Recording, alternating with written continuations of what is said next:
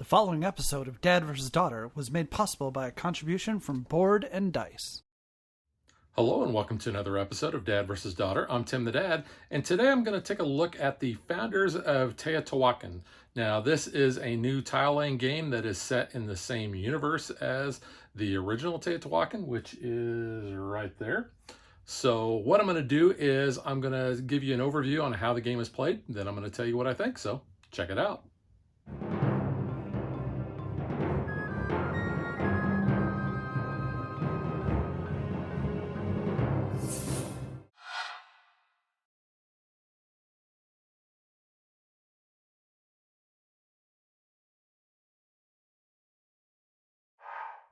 During setup, each player is going to get their own player board.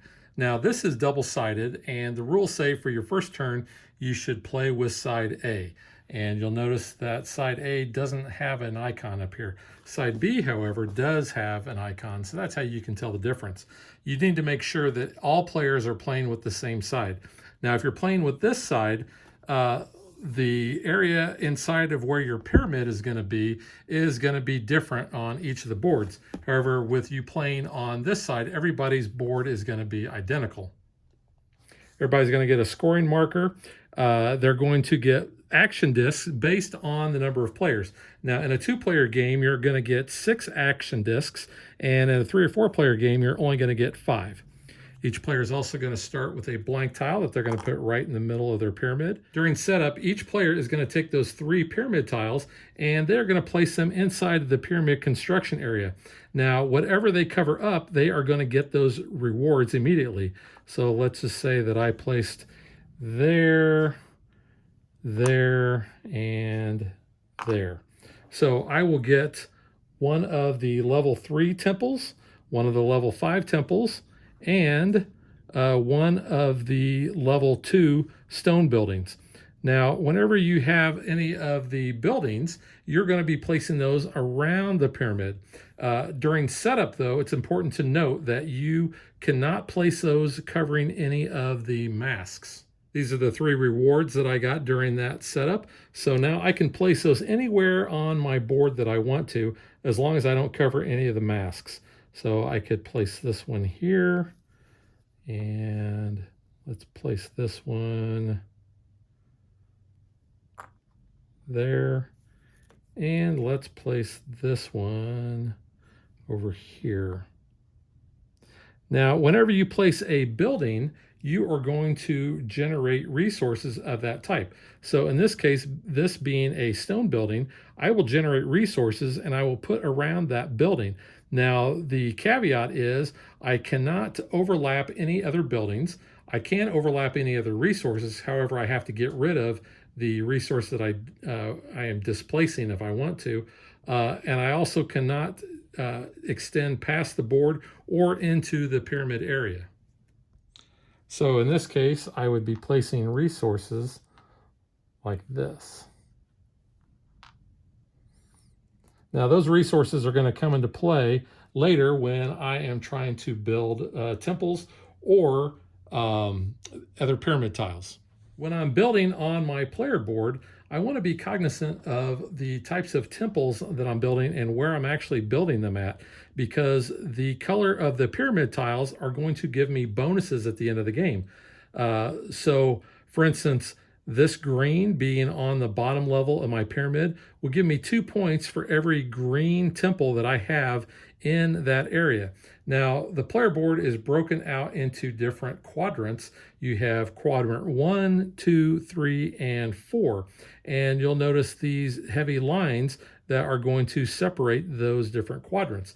Those are going to come into play because we have our little architect here, and he is going to be traveling around our board, and that's going to influence how we can build. So when we have our architect at the top of our board, we can only build in the top 2 quadrants here. Basically, if you take the middle line that goes across your board, those are the only places that you can build at.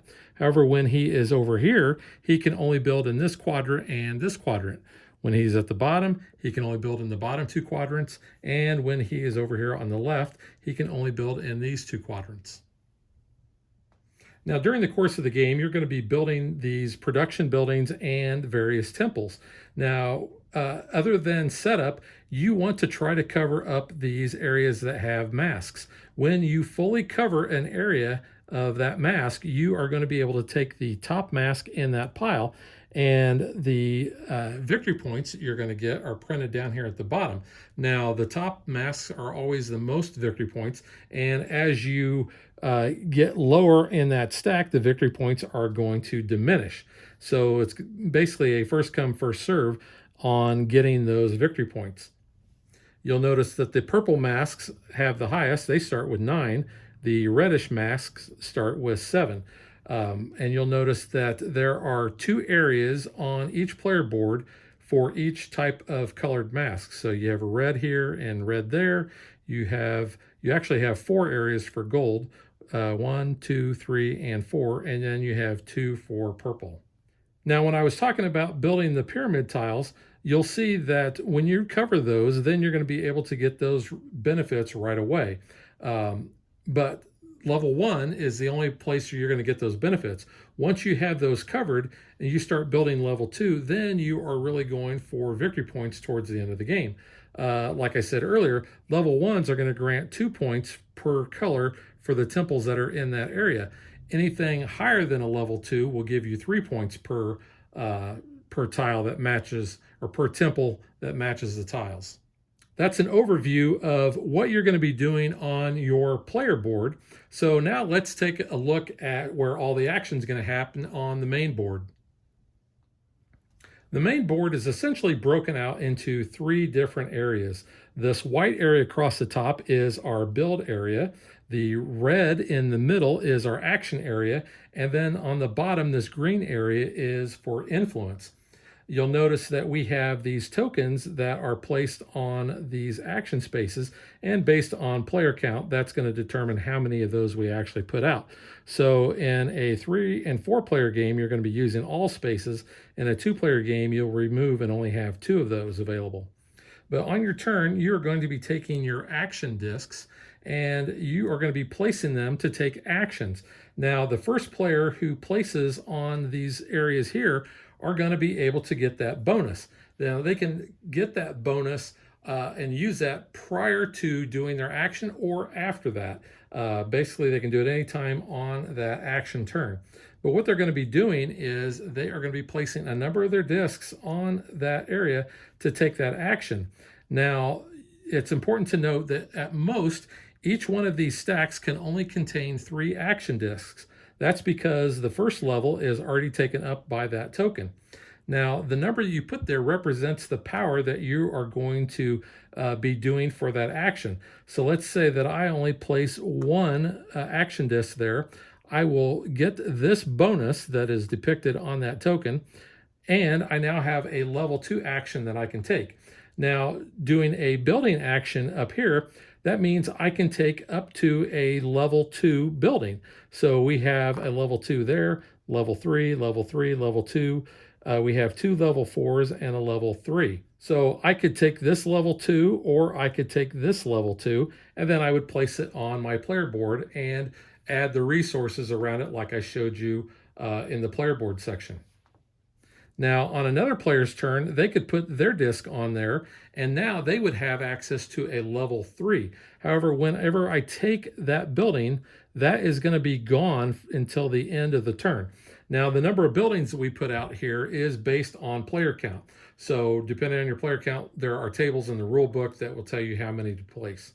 The influence area doesn't care about what power of your action is. You're always going to be able to do that. So here you can generate resources. You're going to generate 1 resource around each one of your production buildings. So you got your wood, stone, and your gold. Now you'll notice we have a slash here. So if you decide not to generate resources, you can always take one of the level 1 buildings. So you see we have a wood or a stone. So those are useful when trying to basically cover up the masks area on your player board. Moving over to the next section, this is where we have temples. Now, just like the buildings, we have to have a certain number of basically power on our actions in order to take that specific building or build that specific building. So in this case, I've placed 2 of my action discs there. So now I have a level 3 action power. So I could take this level 3 building. I have to pay a stone and a wood, and that can come from anywhere on my board. It doesn't matter where my architect's at.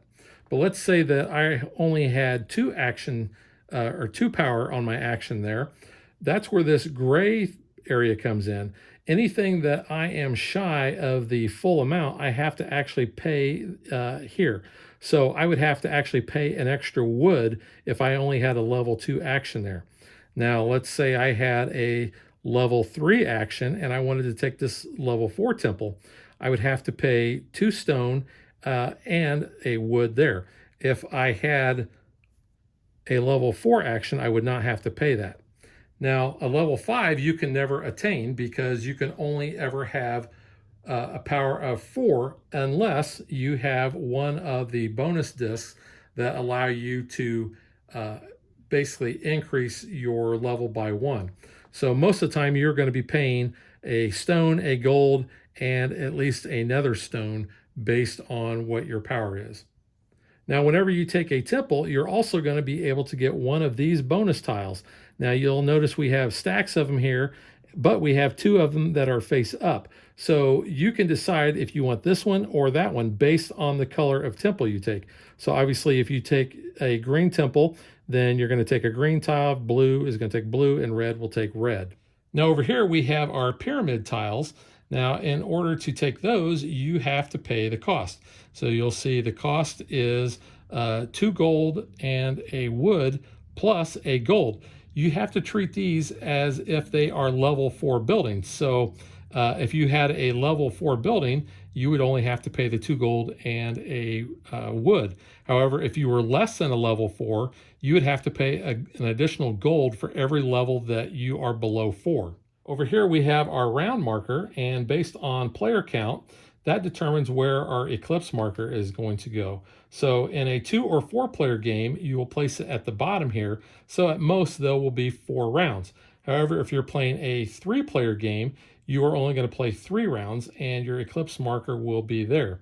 Now at the end of every turn, or at the start of every turn, I should say, you are going to move that marker until it reaches that eclipse marker.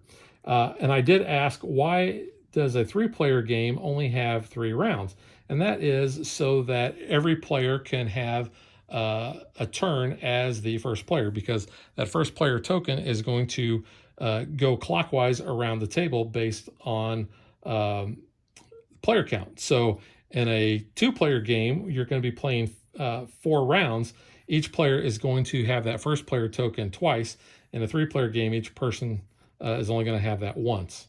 Now, I did fail to mention the influence section down here for this middle part. So whenever you take these bonus tiles, if you take the influence action here, that is going to allow you to essentially show that you have completed this bonus tile. So it'll show a number of victory points that you're going to get. It shows the criteria that you have to have in order to get those victory points. And when you turn that in, essentially you're going to put that on the bottom of the stack. And whenever you take a new one off of that stack, you're going to flip a new one over so you can see what the new one there will show. The influence section down here is nothing more than moving your disc and being able to get victory points across the top and the ability to swap out any of these bonus tiles that you got that you think you may not be able to complete. So you can see you can do that up to 4 times. And like I said, once that sun marker reaches the eclipse marker, then you are going to end the game and you're going to figure up the final scoring. Like I said, final scoring is going to be based on the color of the pyramid tile you have, the level that it is at, and how many of that colored temple you have in that section. You will score all 4 quadrants one at a time. So there may be a little overlap on how you build. So you may be able to score a temple multiple times depending on which quadrant or which quadrants it inhabits. That's a high-level overview on how the game is played. So now let's get to what I think.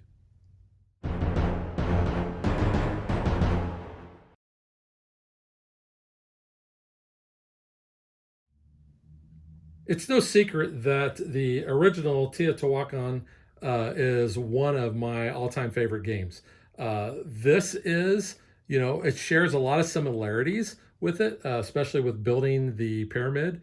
The iconography is the same, but that's about it. You've got the eclipse marker, which it's used in the original as well, but everything else is very different. It's very much a, try to cover the masks on your board, be very strategic where you're placing your temples to try to match up with your pyramid tiles and such. And so it has that puzzle aspect. The game also plays a lot faster than the original Teotihuacan. So if game time is important to you, that's something to consider. Is there room in your collection for both? Absolutely. Like I said, they play a lot different. This is probably geared more towards the entry-level gamer as opposed to the original game, just because there's, I think, less going on with this one. Plus, I think this is a little easier to pick up. And like I said, it does play a lot faster. One of the things that I really like about the game is how that architect moves around your board. And you can only build where that architect can see. So if he's up here, like I said, he can only see the top half of the board. Over here, he can only see this side, and so on. I like that that mechanic a lot. I think it works really well with this game, and that's something I think makes this game unique, compared to other tile laying games. The components are fine. The cardboard is nice and thick. The tokens are nice wood discs. The only thing I don't like is that this is a two-part board, so it snaps together. I really don't like boards that kind of fit together like a puzzle piece. I would almost prefer that just to be a fold-out. Not really sure why they went with that design, because over time, those edges are going to wear, because I've seen that in other games, especially where the pieces come together, where those little puzzle pieces lock in. So I'm not really wild about that. But I think the iconography is very clear. There's virtually no reading except the rule book. So everything is right on there. The rule book itself has really good instructions. In fact, they give you a nice layout here. They have all these little areas that are shaded that basically call your attention to, hey, make sure that you do this. They have tables here for player count on your game setup, as well as how many masks that you put out. They have really good illustrations as far as this is how this plays out on a turn. They've got the structure of play laid out really well. They break it down. Here's your build action. Here's your influence action for each one of the areas. So the rule book is very good.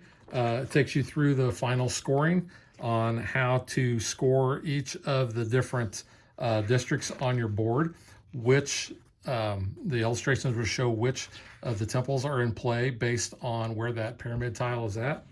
And then you have your appendix, which it gives you a really good explanation of what each one of those bonus tiles or bonus discs do.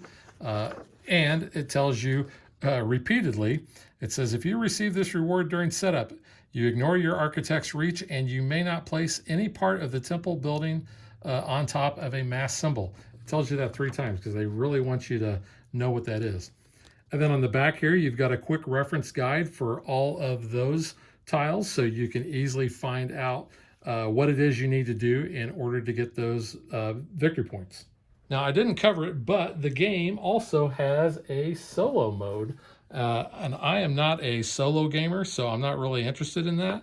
But there are good instructions on how to play that, so you can follow that. And that's where this die comes in. So if you're playing solo, or you're just trying to figure out how do I use that die, only used in the solo game.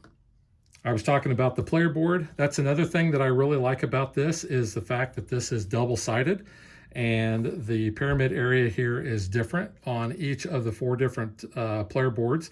So that adds to the replayability. Use this when you're just starting out, you're learning the game, or you're teaching the game to new gamers or new gamers that are new to this game. And then once you're comfortable with that, then switch over to this. Randomize the boards so you have a lot of different replayability there. You have quite a few pieces for each of the temples, so I don't think you're going to run out there. Plus you have a lot of the building tokens, so you're not going to have any problem there. So I really like this game a lot. Like I said, I really like the original. There's room in my collection for both of these, so I will recommend this game. So that is the founders of Teotihuacan, and we'll catch you guys next time. Thanks for watching our video. We hope you enjoyed it, and if you did, click that like and subscribe button. You can also follow us on social media like Facebook and Twitter at DadVDaughter. And if you like what we do and you want to support us, you can visit our Patreon page. So thanks for watching. Thanks.